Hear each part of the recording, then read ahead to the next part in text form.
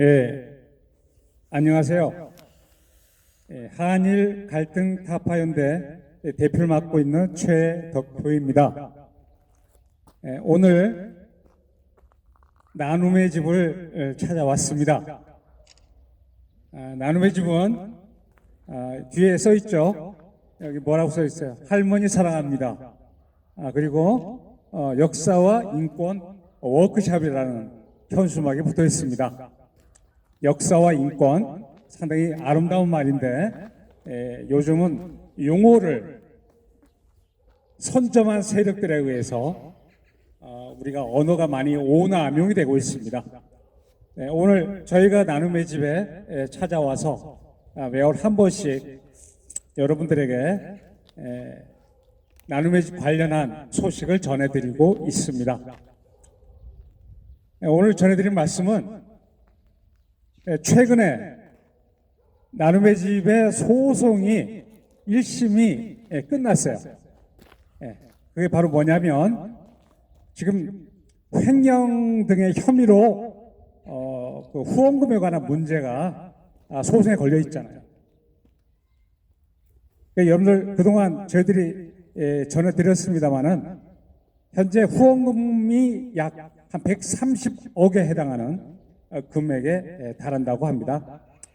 그런데 그 중에 일부가 횡령된 혐의로 지금 그 이사진들이 책임과 관련해서 조계종의 이사와 일반 이사가 지금 현재 혼재된 상황입니다. 이제 관선 이사가 파견돼 있어요. 경기도의 감사 결과 현재는 관선 체제입니다. 그런데 1심 판결에 조계종이 항소를 포기했어요. 그래서 1심 판결이 그대로 굳어졌습니다. 그 얘기 뭐예요? 횡령 등의 혐의가 기정사실로 죄로 인정이 되는 거예요. 본인들이 더 이상 소송을 안 하겠다고 포기했으니까 인정한 거죠. 그럼에도 불구하고 나눔의 집에서는 현재 새로운 이사진을 구성해야 되는데 그 이사진 구성을 둘러싸고 일반인 이사와 승려 이사와 지금 권력 싸움이 벌어지고 있습니다. 여러분, 종교단체에서 권력 싸움이 벌어지면 뭐 좀 이상하죠? 그죠?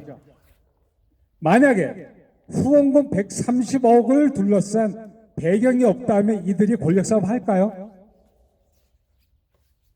싶은 얘기예요. 중생을 제도해야 할 종교가 돈을 두고 권력 싸움 벌이는 거예요. 그러면 나눔의 집에서는 조계종에서는 억울하다 그럴 거예요. 왜냐? 대한민국의 모든 종교가 돈을 두고 부동산을 두고 싸우고 중생을 구제하는 게 아니라 중생보다 더 앞서서 무력을 탐하고 있어요. 종교들이. 여기에 나눔의 집이라고 하는 곳에서도 그런 일이 벌어지고 있는데 특별히 문제가 되는 것은 바로 위안부라고 하는 이슈를 통해서 일을 벌이고 있다는 거예요.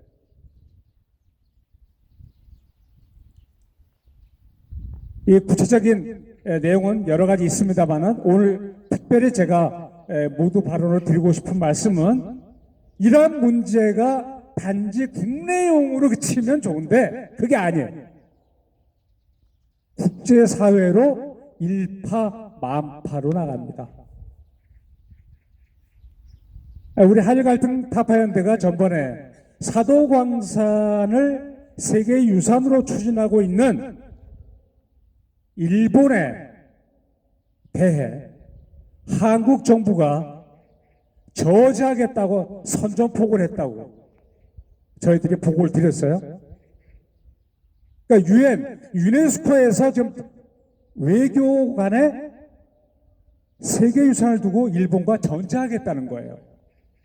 그런데 나눔의 집에서 또 어떤 일이 벌어져요? 여기 옆에 여러분들 보는 쪽에서 보면 오른쪽이요. 여기가 역사관입니다. 역사관. 이 역사관이 소품을 파는 데가 있고 그 뒤에 가면 영화관도 있어요. 내가 영화관에서 귀향이라고 하는 영화를 상영을 하죠. 영화, 애니메이션, 위안부들이 그린 그림 같은 거 이런 거에 의해서 위안부는 바로 강제 연행됐고 강간당했고 살육을 당했다. 이러한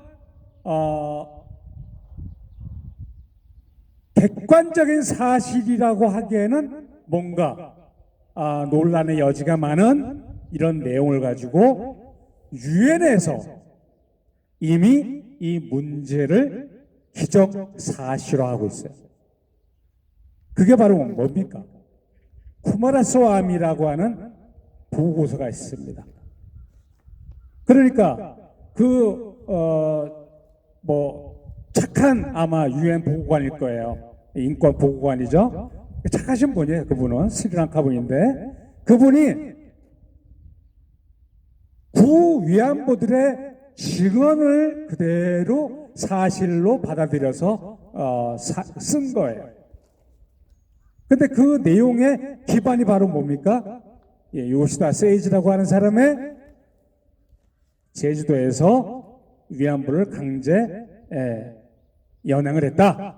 그러니까 처녀를 강제 연행해서 위안부를 만들었다. 이제 뭐 그런 얘기. 이게 다 거짓말로 드러났어요. 그럼에도 불구하고 쿠마라스와미 보고서가 유엔에서 그대로 받아들여져 있습니다. 그러면 어떻게 돼요? 역사관에서 위안부들이 성폭행 당했고 살육을 당했다. 이걸 교육을 하는 거예요. 그러면 어떤 일이 벌어집니까? 아시아 여성기금과 화해치유재단의 금액으로 각국에 보상을 했어요. 한국만 한 게 아니에요. 필리핀, 대만, 인도네시아, 네덜란드 여러 나라가 있어요. 위안부 문제는 한국만의 문제가 아니라 가장 많은 위안부는 누구예요? 일본인 여성들. 근데 조용하잖아요. 조용한 이유는 바로 고 신미자 구 위안부 어르신께서 말씀하신 대로 어려운 시절에 살았던 그늘진 삶의 여인들의 삶을 이렇게 끄집어내서 또 한 번 그분들의 인권을 말살하는 일을 하면 안 된다 그 얘기입니다. 그런데 이러한 역사관에서 바로 그러한 교육을 하면 근데 여기 나눔의 집 역사관만 그런 게 아니에요. 정대협에서 관할하는 역사관, 각 지방자치단체에 관련된 역사관 여기서 동일하게 위안부 문제를 이런 식으로 피해망상의 역사를 교육을 하게 되면 어떻게 돼요? 이곳을 방문하고 그걸 교육을 받는 미래 세대가 어떻게 돼요? 아이들이, 청소년들이 성 트라우마에 걸립니다. 그럼에도 불구하고 이런 일이 바로 벌어지고 있는 이유는 바로 오늘날 유엔과 엠네스티는 성매매라고 하는 것을 우리는 매춘이라고 예전에 얘기했죠. 선진권에서는 성노동이라고 얘기합니다. 성노동을 유엔과 엠네스티에서는 합법화 혹은 완전 비범죄화를 그 기조를 추진하고 있습니다.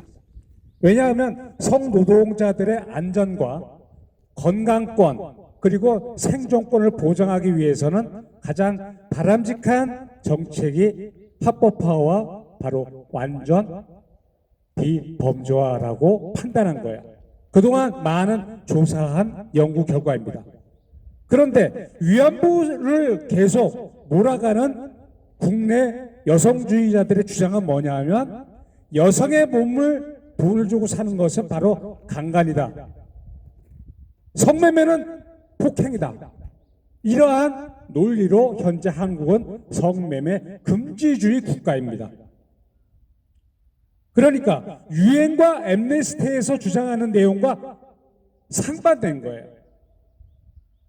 다시 말하면 나누의 집과 같은 이러한 역사관에서 위안부가 바로 강간이고 살육이다라고 얘기한 이미지를 그대로 오늘날 성노동자, 오늘날 매춘 여성들이 남성들에 의해서 돈을 받고 강간을 당하고 있다. 이 논리로 확산시키면서 유엔과 엠네스티까지 이러한 국제적인 문제로 확대할 경우 어떻게 됩니까? 국내 문제를 이슈화시킨 다음에 국제 문제로 확대해서 매우 후진적인 그러한 성 정책을 남발하는 거예요. 이러한 속에 우리는 아이들과 청소년들과 모두 성 트라우마에 걸리고 한국 특유의 이런 국수주의 정책이 전 세계에서 망신을 당하는 겁니다. 이런 일 하면 안 되겠죠. 예. 이 나눔의 주 앞에서 저희가 이렇게 이러한 문제가 얼마나 많은 문제를 양산하고 있는지 이렇게 설명을 드리고 있습니다. 네, 이상 마치겠습니다.